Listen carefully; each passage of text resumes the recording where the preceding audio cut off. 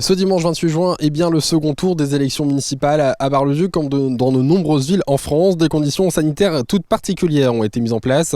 Patricia Champion, élue sortante de la ville de Bar-le-Duc et présidente d'un bureau de vote, nous explique cela dans un instant. Et quelques votants plutôt rassurés de la situation. Écoutez.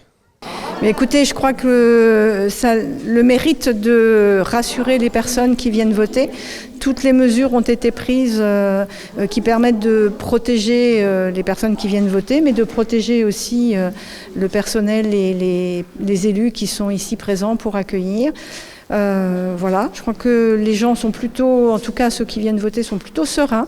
Et nous souhaite même d'ailleurs bon courage parce que c'est très particulier. C'est vrai que l'état d'esprit, l'ambiance est très particulière.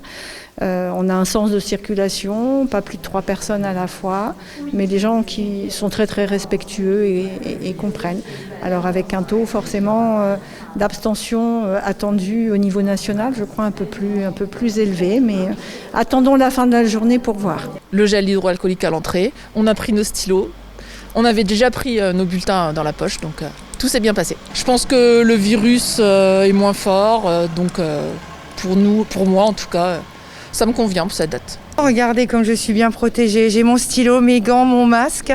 Et en plus, il n'y a personne, donc il n'y a vraiment pas de risque. Je suis venue à la première élection alors qu'on venait de nous confiner, donc là, je pense que maintenant, il n'y a aucun problème. Alors ici, dans la Cité des Ducs, alors que 3 listes sont actuellement en lice pour les élections municipales, le taux de participation à 17h est lui exceptionnellement bas, à peine 35%, 32,95% exactement. Regardons la situation également à Saint-Dizier.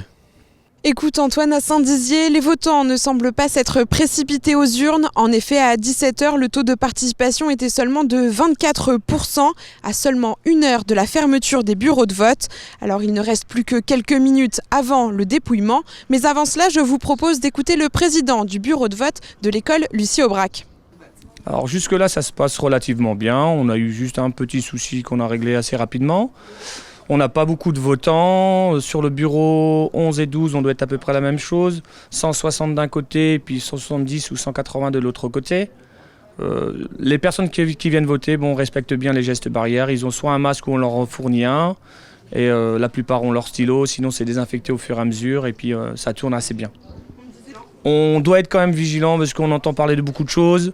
Sur notre bureau de vote, on passe régulièrement. Les personnes, on les laisse rentrer toutes seules. Certaines commencent à arriver à 2-3. Non, c'est une personne qui va voter. Elle est assez grande pour mettre son enveloppe toute seule dans son bulletin. Et c'est relativement bien accepté, donc ça va. Ces élections municipales ont bien évidemment été marquées par le Covid-19, mais selon les personnes interrogées, les mesures sanitaires mises en place semblaient-elles satisfaisantes? C'est bien, je dis que ça devrait être partout pareil. Tout le monde a le masque, il y a du gel, il y a tout ce qu'il faut. Maintenant, il faudrait que ça soit obligatoire partout, même je me pense dans les centres commerciaux. Enfin, c'est ce que je pense, quoi. Mais bon, là, c'est l'idéal, je pense. À Saint-Dizier, de manière générale, les présidents de bureaux de vote évoquent la présence massive des personnes âgées, contrairement aux plus jeunes qui semblent avoir boudé les urnes. Mais à la sortie du bureau de vote de l'école Langevin-Vallon, les personnes interrogées, elles, sont venues voter avec la pleine conscience d'exercer leur devoir de citoyen. C'est mon devoir de citoyen d'aller voter. Voilà, tout le monde devrait se déplacer puis aller voter. Après qu'ils ne se plaignent pas si il n'y a pas la personne qui voulait que soit élu, quoi. C'est aussi une manière de dire si oui ou non on n'est pas d'accord avec la politique actuelle, quoi. Et communale et nationale.